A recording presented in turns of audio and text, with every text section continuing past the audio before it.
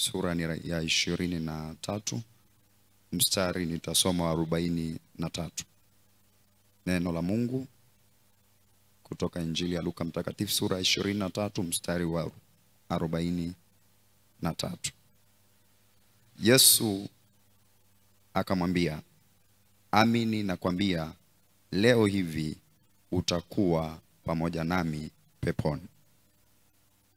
Kuna jambo ambalo natamani utafakari kwa dakika 5 tulizo nazo, ambalo linasema hakikisho la wokovu baada ya msamaha wa dhambi. Yesu akiwa msalabani alikuwa na wanyang'anyi wawili, na Biblia inasema ukianzia kwenye mstari wa 39, mmoja anamwambia Yesu, wewe si Kristo, ujiokoe mwenyewe, basi utuokoe na sisi. Lakini mmoja, Biblia inasema, akamkemea yule wa kwanza, alafu akamwambia, huyu unayemwona kwenye msalaba kwanza hakusitahili, amebeba adhabu ambayo sisi tulitoka tubebe. Nini ambacho ninatamani kiingie ndani ya mioyo yetu? Tuko kwenye majira ambayo tunatafakari msalaba. Huyu funzo kubwa analotupa ni hakikisho la wokovu linalokuja baada ya msamaha wa dhambi. Tunavomaanisha tunamwambia Mungu tunageuka, tunaamua kufuata wewe. Wokovu natangazwa kwetu na mwisho wetu unakuwa ni mwema. Na lazima tutafakari, tuko kanisani, tunakuja ibadani, lakini Biblia iko wazi kabisa.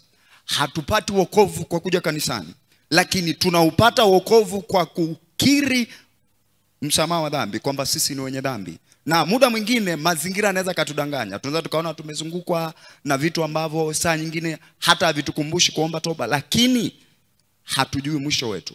Huyu mnyang'anyi ni saa ya mwisho yake kuondoka, lakini alivyoomba msamaha kwa kumaanisha, Yesu alitaka kumwambia kwamba msamaha unavokuja unakuja na wokovu. Kwa aliokolewa dakika ya mwisho, historia yake ilibadilika. Huku waliokuwa namjua walikuwa namjua kama mnyang'anyi, lakini Yesu alivyosema leo utakuwa pamoja nami peponi, alikuwa anajaribu kumwambia kwamba nitakuwa pamoja na wewe. Historia yako imebadilika, lakini aliamua kumuomba Yesu msamaha.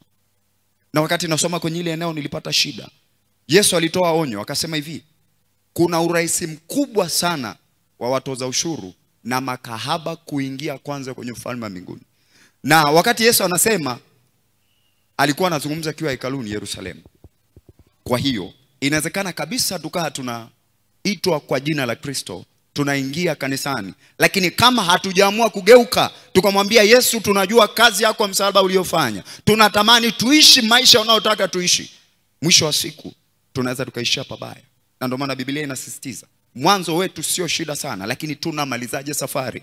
Tunamalizaje safari? Tunaweza tukaanza vizuri, lakini kama mwisho wetu utakuwa ni mbaya, haisaidii. Na ndio maana tunatakiwa kila saa tunyenyekee mbele za Mungu, tuwe watu wa toba, ni kuamua kugeuka. Mungu wetu tunakushukuru. Tunajua Bwana, ndani ya msalaba kuna neema ya kutembea kwenye mapenzi yako. Shauku ulio nayo Bwana katikati ya mazingira ya aina tofauti tofauti, lakini nataka Mungu tutembee kwa mioyo ya toba, ili Mungu wakati tunasogea mbele zako kwa toba na kuomba msamaha kwa kumaanisha, Mungu utangaze wokovu katikati yetu. Tunakusihi Bwana, tuangalie, tazama mioyo yetu. Ikiwa kuna njia ambazo Mungu zinakuhuzunisha, neema yako ipite tena kwetu. Utusaidie tugeuke na kutembea kwenye njia yako, ili maana ya msalaba Bwana na wokovu wako uwe halisi kwenye maisha yetu. Katika jina la Yesu, amen.